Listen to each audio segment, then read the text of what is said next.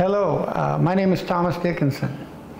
I am currently the director of the ECTLC Men's Ranch, and I wanted to share a little bit of my story.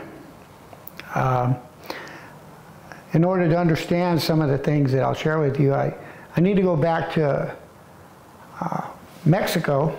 I was born in Tijuana in 1964, and I was the 10th child.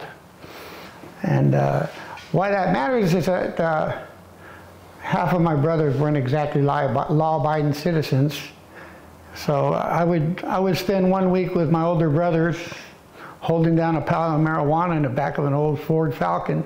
Next week I'd be in a barracks full of law enforcement officers. So I was exposed early to drugs, and I knew what they were.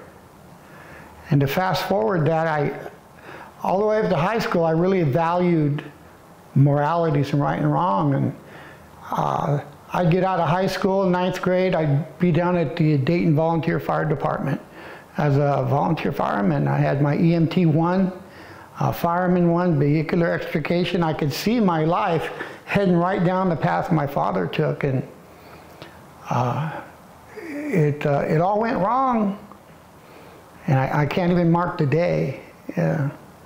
It started with a woman who was older than me. I met her, and of course I didn't know much about relationships, and my dad never taught me that. He taught me how to track men over rocks and mountains, but he didn't teach me about relationships and maintaining them.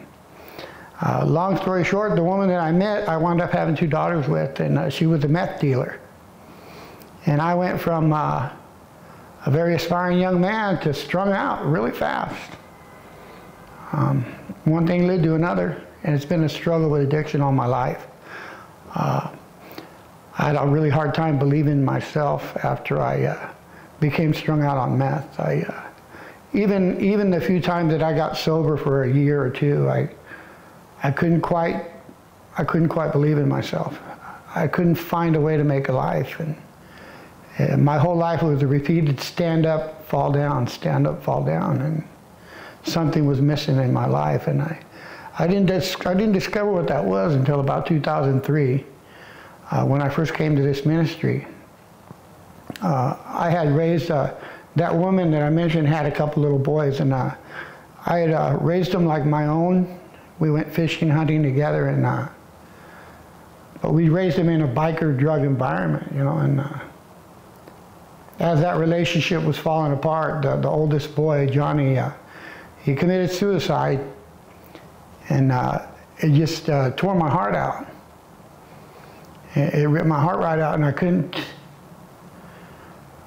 understand why he did that.